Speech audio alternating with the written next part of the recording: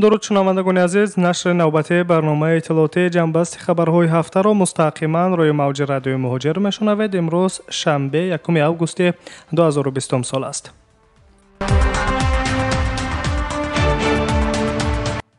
санаи 3 июли соли ҷорӣ дар шаҳри Москав филми мустанади хиёнат ба намоиш гузошта шуд, ки дар тамошои он ҳамватанони зиёд ширкат карданд. аз намоиши филм дар Москав Хуршеда Ҳамроқулова, раҳбари маркази фарҳангии тоҷикон, дар саҳифаи фейсбукаш хабар дода буд. баъд аз пахши филми мазкур, радиои муҳоҷир назари ба намоишгузорандагони филмро низ шунид. ҳоло дар ин хусус андешаи Хуршеда Ҳамроқуловаро якҷо мешунавем.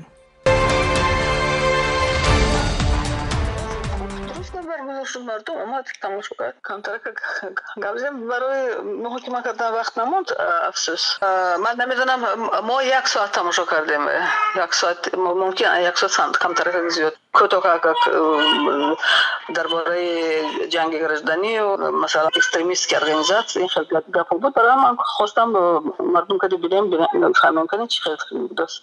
ман умедвор будам андак дигар чизе бинам, чунки ман бисёр хуб медонам ба ҳар ҳол аз он чизо дастрас буд барои ман. 96 сол 96 сол ман Тоҷикистон будам, 97 сол будам, пас бо будам соли 2014 сол будам. ман метавонам муқоиса кунам, ман метавонам бинам чӣ хел буду, чӣ шуд. фаҳмисед? ман гумон мекунам ки умуман он ҷанги граждани ки ташкил карда буд, шубҳа надорам ки это было организовано, потому что я имела возможность наблюдать за тем, что там происходит, разговаривать с представителями оппозиционных групп там и так далее. Ман гумон мекунам ки масалан он чизе ки нишон додан барои дар фейсбук ягала гапо шуд ки гӯё ман халхон ва касем халқа як дериш бывает, джанг андохсем и все в таком духе. Нет, это надо посмотреть для того, чтобы понять, что происходит. Ман тарафдори ҳамин ҳастам. Тоҷикистон светское государство. Барои ҳамон, ну, например, вот там речь шла о партии Исламского возрождения. Партия Исламского возрождения запрещена сейчас в Таджикистане. Почему она запрещена? Потому что она призывает на мой взгляд, она призывает к такому фанатичному устроению какого-то фанатичного там ислама там и так далее. Я считаю, что любые призывы там к свержению власти, там, силы и так далее. Я вообще считаю, что этого не должно быть. Максимку 2006 сол, 97 сол, он чизе ки ман дидам дар Тоҷикистон, дили мана ҳам ту об кард. имрӯз ман 2014 сол охирин бор рафтагӣ будам. ман 2014 сол ман рафтагим, ман дидам ки чӣ қадар Тоҷикистон дигар шудааст. роҳҳо дуруст, паркҳо. ман намегӯям ки мардум тамоман ҳама чиз ягона нуқсон нест, лекин дигаргуниҳо зиёд ҳастанд. фаҳмиседми? Положительное именно изменение. Надеюсь, че ба гумони ман на аз берун, аз дарун таъсир кардан дар кор. Ба гумони ман агар мардум хоҳад ба халқаш ёрӣ расонад, просвещением народа должен заниматься, повышением уровня культуры должен заниматься. Халқи худаш ҳисобаша меёбад сони. 5 миллиард сомонӣ ё худ 145 миллион доллар имтиёзҳо доданд. аз ҷумла муҳлати пешниҳоди қарз барои 28.6 ҳазор муштарӣ ба маблағи 800 миллион сомонӣ дароз карда шуда, ҷаримаҳои ҳисобшуда ба маблағи беш аз 43 миллион сомонӣ низ бекор карда шуданд.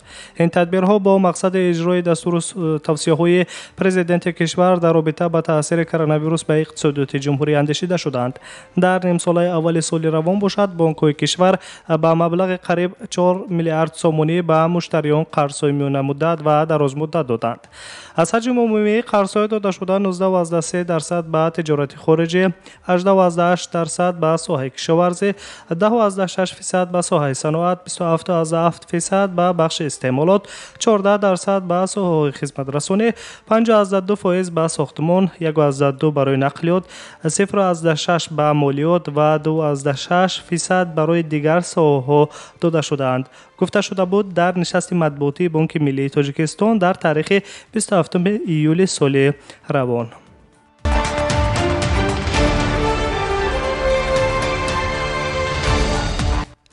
ادامه خبرها. در آغاز این هفته روز دوشنبه در نشست مطبوعاتی آژانسی هوانوردی تاجیکستان قید گردید که از نیمه ماه مارت تا 1 ایول سال روان تاجیکستان پروازهای مخصوص چارتری را از جمهوری‌های آذربایجان، افغانستان، آلمان، هندوستان، ایران، ایتالیا، قزاقستان، کویت، امارات متحده عرب، پاکستان، پولشا، روسیه، ترکیه، ازبکستان و اوکراین تشکیل کرده است. طبر رهبر اگنتی اویاسیون گراژدانی جمهوری اکرم سبحانزاده در نشست مطبوعاتی گفته بود در این دوره به تاجیکستان 173 تن یوری طبی از جمله مواد دارویی و تجهیزات طبی از دیگر کشورها وارد گردیده است. یادآور می‌شویم که بر اثر پاندمی تاجیکستان برای پیشگیری من بعد پنجشنبه سرایت کرونا ویروس از 20 مارس سال روان پروازهای فضای هوایی‌اش را بسته کرد. در این دوره تنها با پروازهای چارتر اجازه داده شدند. شماره عمومی پروازها بین تاجیکستان و روسیه 75 از 177% تمام حمل و نقل هوایی را تشکیل می‌دهد که محض در این سمت کاهش نظارت پروازها در دوره خروج کرونا ویروس به مشاهده رسیده است. حالا جمهوری تدریجاً پروازهای بین المللی را با دیگر کشورهای وضع بهتر اپیدمیولوژی داشته برقرار می‌کند. از بین برداری اولین محدودیت در پروازهای مستقیم بین المللی تاجیکستان با امارات متحده عرب سنه 21 ایول صورت گرفت.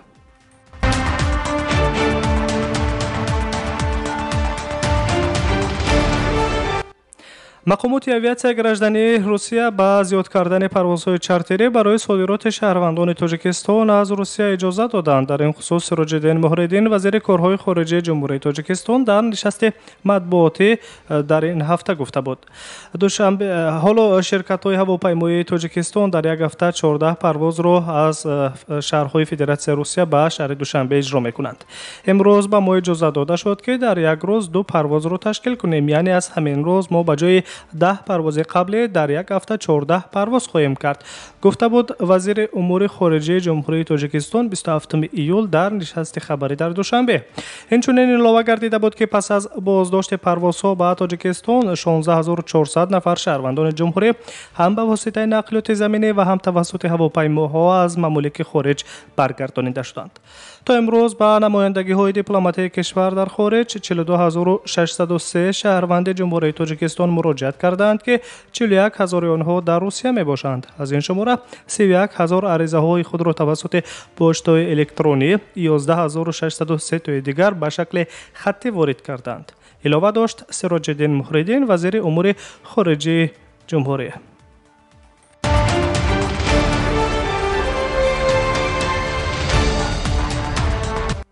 شما جنبست خبرهای هفته را مستقیما روی موج رادیو مهاجر میشنوید و نظر به زلنده نو میکنیم. در روزهای اول این هفته دادگاه عالی زلنده نو یک شهروند جزیره کشور ساموآ را با اتهام به غلامی گرفتن هموطنان خودش به 11 سال زندانی نظامش سنگین محکوم کرد.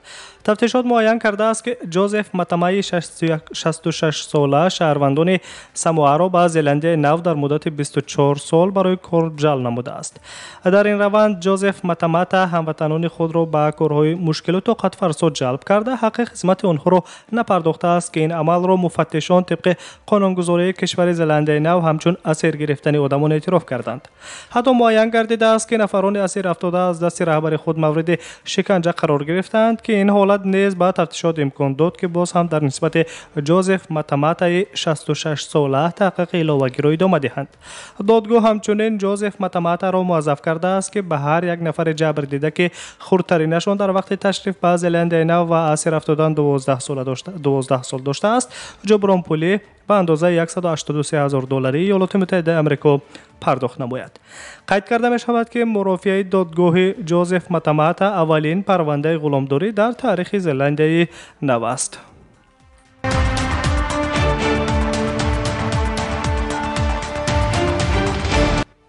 جنبست خبرهای هفته را مستقیما روی موج رادیو مهاجر میشنوید. آلمان با بازگشت روسیه به هیئت کشورهای 8 گانه بزرگ مخالفت کرد. در این باره وزیر امور خارجه آلمان هیکو ماس اظهار داشت.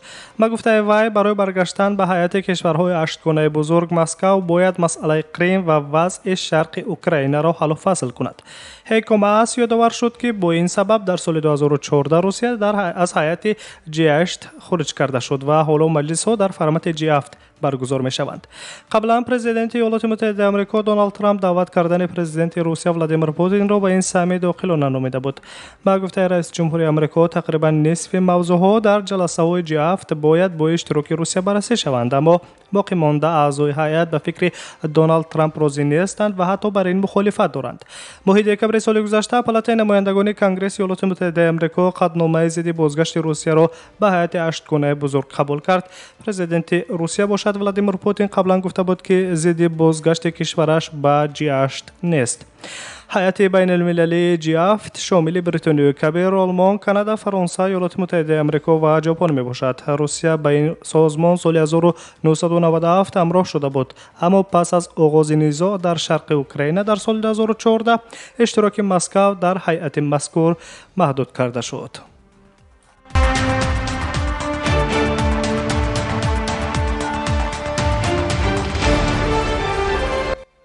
وزیر تندرستی جمهوری قزاقستان الکسی چوی در جلسه حکومت کشورش روز 28 ایول امکان‌پذیری تدریجاً کاهش دادن محدودیت‌های قرنطینی را از 3 آگوست اعلام کرد. با گفته وزیر از 3 آگوست مرکزهای سودا با محدودیت‌های مهلت، بازارها، گروه‌های نوبتی در کودکستان‌ها، کاشانه‌های زیبایی و سرتراشخانه‌ها می‌توانند دوباره به کار خود شروع کنند، اما با نظر داشت چاره‌های قطعی اپیدمیولوژی. مانع برگزاری چهاربین‌های عمومی، کار مؤسسه‌های فراغتی، کینوتئاترها، تالارهای ورزشی و حوض‌های شناوری، قهوه‌خانه‌ها، مرکزهای دلخوشی شبانه، اینچنین فعالیت مؤسسه‌های دینی اعتبار خود را نگاه می‌دارند. با گفته وزیر تندرستی قزاقستان در طول 3 هفته قرنطینه فضای احتمالی سیرایت‌یابی ساکنان تا 47% کاهش یافته است. جریان مثبت نشان دهنده‌های اساسی سرباره به سیستم تندرستی از این امکان‌پذیری تدریجاً کم کردن چاره‌های قرنطینه شهادت می‌دهد، گفته بود الکسی چوی وزیر تندرستی جمهوری قزاقستان در ادامه این هفته.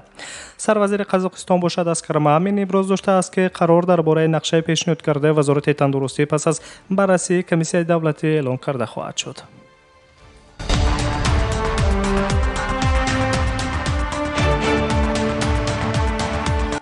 ҷамъбасти хабарҳои ҳафтаро мустақиман мешунавед. 28 июл губернатори вилояти свердловски русия евгений кувайшев консули генералии ҷумҳурии тоҷикистон дар шаҳри екатеринбург зафар саидзодаро ба ҳузур пазируфт.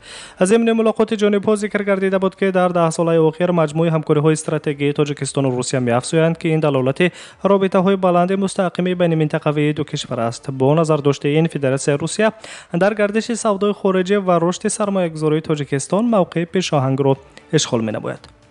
робитаҳои мустақими тиҷоратӣ ва иқтисодии вилояти свердловски русия аз ҷиҳати саноатӣ пешрафта бо минтақаҳои тоҷикистон барои рушди онҳо тавассути татбиқи лоиҳаҳо ва таъсиси корхонаҳои муштарак дар соҳаҳои мухталиф, ташкили системаҳои муосири логистикӣ ва афзоиши воридоти сабзавоту меваҳои тарутоза аз тоҷикистон тариқи долони сабз бо роҳи содакардашудаи гумрукӣ ба минтақаи Урал қобили қабул аст, гуфта буд губернатори вилояти свердловски русия евгений кувайшев. зимни суҳбат ҳамчунин ба масоили ҳамкорӣ дар соҳаҳои фарҳангию гуманитарӣ аз ҷумла дар соҳаи маориф таваҷҷӯҳи хоса зоҳир карда шуд. гуфта шудааст ки танҳо дар донишгоҳҳои Екатеринбург 661 донишҷӯи тоҷик таҳсил мекунанд. бо дар назар дошти маъруфияти таълими забони русӣ дар байни ҷавонони тоҷик ва зарурати баландбардоштани сатҳи забондонии омӯзгорони ҷавони мактабҳои миёнаи тоҷикистон, ҷумҳурӣ метавонад аз имконоти асосии донишгоҳи давлатии омӯзгории Урал истифода кунад. иттилоъ дода буданд аз консулгарии генералии ҷумҳурии тоҷикистон дар шаҳри Екатеринбурги Федератсияи Русия. оид ба аксари масъалаҳои баррасишаванда мусоҳибон ақидаи умумӣ баён карданд ва мувофиқати назарҳоро пайдо намуданд. аз ҷумла таъкид гардид ки минтақаи Урал барои ҳамкориҳои гуногун ҷанбаи байни минтақавии Тоҷикистону Русия дар тӯли 2-3 соли оянда имкон дорад ки мавқеи пешсафро соҳиб гардад.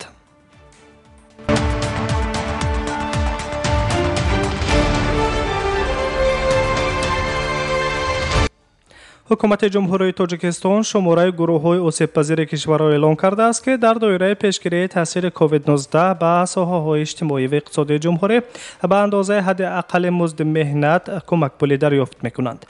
тибқи замимаи қарори рӯзи 11 июл ки ҳукумати мамлакат қабул кардааст, шумораи пешакии ин гуна одамон тақрибан 488 000 нафар аст. аз ҷумла шаҳрвандоне ки нафақаи иҷтимоӣ мегиранд 70 000 нафар, айюбон 149 860 нафар нафар, ятимон ва кӯдаконе ки саробони худро аз даст доданд 82000 нафар, кӯдакони маъюби то 16 сола ки бо ВИЧ СПИД сироят ёфтанд 1000 нафар, шаҳрвандони камдаромад 184644 нафар ва гурӯҳизаҳои камбизоат 300 нафарро дар бар мегиранд.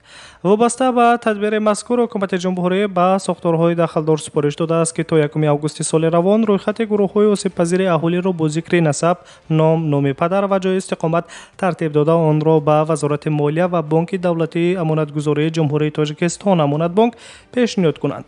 ба вазорати молия дастур дода шудааст ки тибқи тартиби муқарраршуда барои пардохти кӯмаки яквақта маблағ ҷудо намояд ва Амонатбонк пардохти саривақтии маблағҳои мақсаднокро бо истифодаи кортҳои пардохтии бонкӣ таъмин менамояд ва онҳое ки корт надоранд дар рӯзи гирифтани кӯмакпули якдафаина ба онҳо пули нақд дода мешавад.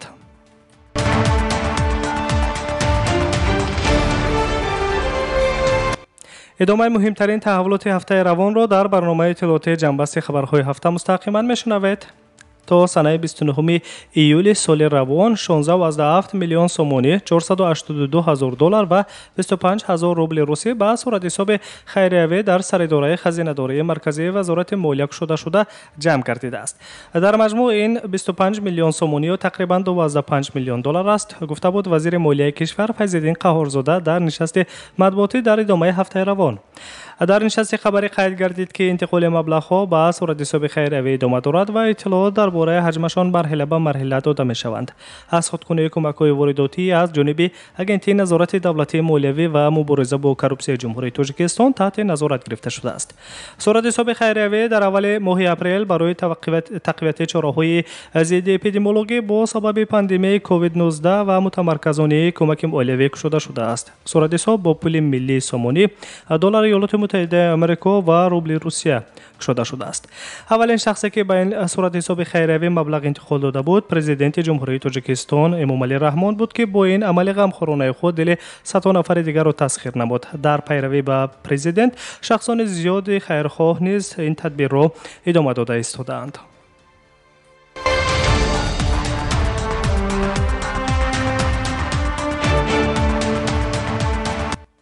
маоши кормандони давлатӣ, нафақа ва стипендияи хонандагону донишҷӯён дар Тоҷикистон аз 1 сентябри соли равон зиёд карда мешавад. эълон дошт вазири молияи ҷумҳурӣ Файзиддин Қаҳорзода дар нишасти матбуотӣ. равшанӣ андохта шуд ки афзоиши пардохтҳо новобаста аз вазъи эпидемиологии коронавирус амалӣ карда мешаванд, зеро ин маблағҳо ба бюҷети солона пешакӣ ворид карда шуданд. музди меҳнати кормандони мақомоти ҳифзи ҳуқуқ ва низомиён 10% ва кормандони дигар ташкилотҳои буҷавӣ 15% афзоиш меёбад. нафақа ва стипендия низ зиёд мегардад. зиёдшавии пардохтҳо барои маъюбон, ноболиғони бесаробон ва ё бекорон ки ба кӯмак эҳтиёҷ доранд 50% ба нақша гирифта шудааст. афзоиши пардохтҳои иҷтимоӣ дар ҷумҳурии Тоҷикистон аз 1 сентябри соли равон амалӣ карда мешавад.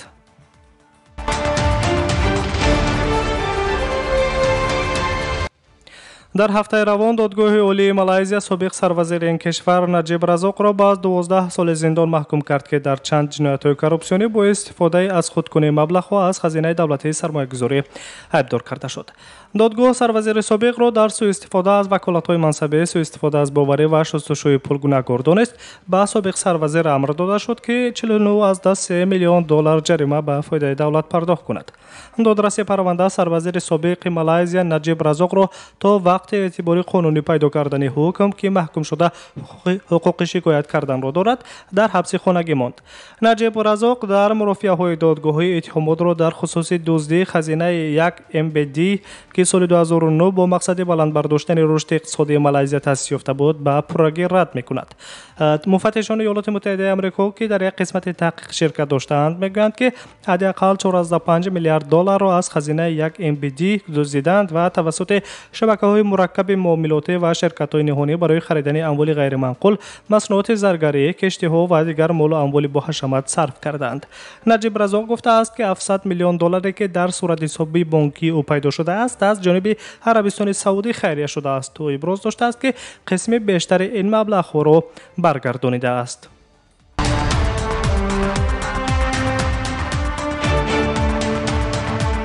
ҷамъбасти хабарҳои ҳафтаро рӯи мавҷи радиои муҳоҷир мустақиман мешунавед. Сафорати Куба дар Русия охири ҳафтаи равон ба расонаҳо хабар дод, ки Русия ва Куба масъалаи аз рӯзи 15 сентябр барқарор кардани парвозҳои мунтазамро тариқи ширкати ҳавопаймоии Аэрофлот аз Москав ба Ҳаванаро ба баррасӣ гирифтанд. Дар идомаи ҳафтаи равон муовини раиси ҳукумати Федератсияи Русия Татьяна Голикова эълон карда буд, ки Русия парвозҳоро аз 1 август бо 3 кишвар оғоз мекунад, ки инҳо Бритонияи Кабир, Туркия ва Танзания мебошанд. Раиси ҳукумати Федератсияи Русия Михаил Мишустин фармонеро имзо кард, ки тибқи он маҳдудиятҳо барои вуруд ба Русия, ки бинобар паҳншавии коронавирус барои шаҳрвандони ин кишварҳо ҷорӣ карда шуда буданд, бекор карда шуд.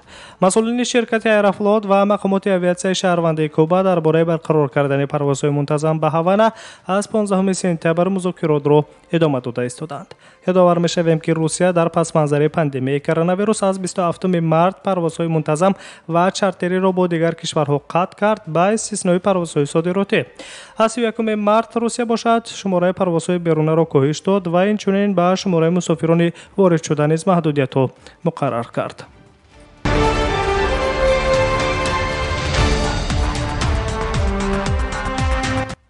дар моҳи сентябр тими миллии Тоҷикистон якбора 2 бозии дӯстона баргузор мекунад. Хабар медиҳад Федератсияи футболи ҷумҳурӣ. Бозиҳо дар гурӯҳи F аз ҷониби тими миллӣ дар доираи омодагӣ ба бозиҳои тирамоҳии мусобиқоти интихоботӣ барои ҷоми ҷаҳонии 2022 дар Ӯзбекистон ва Аморати Муттаҳидаи Араб баргузор мешаванд.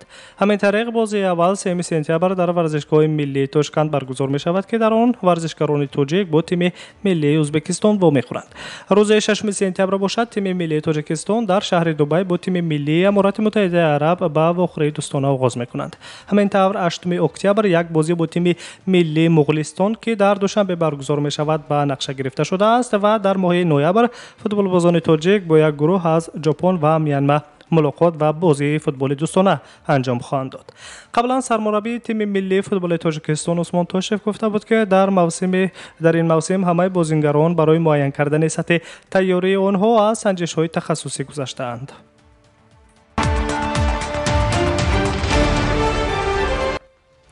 интихоботи президентии Иёлоти Муттаҳидаи Амрико мумкин аст, ки ба хотири пешгирии овоздиҳии фармоишӣ бо сабаби коронавирус мавқуф гузошта шавад. дар ин бора президенти Амрико Доналд Трамп рӯзи панҷшанбе 30 июл дар саҳифаи твиттераш эълон кард: طبق اطلاع جمهوری خواهان واضحه توسط پوچتا میتواند نتیجه های نادرست را به دست آورد و از کاربران پرسید که امکان دارد که صنایع آوازدهی را به تغییر گذارند تا آوازدهندگان درست و به خطر آواز دهند.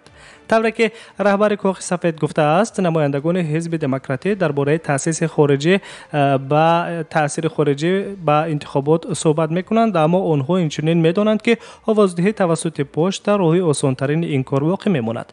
آن زمان سابق نایب پرزیدنت ایالات متحده آمریکا جوزف بایدن در آوازدهی انتخاب کنندگان در 3 ایالت مهم استراتژیکی برای پرزیدنت فعلی پیش‌صف است.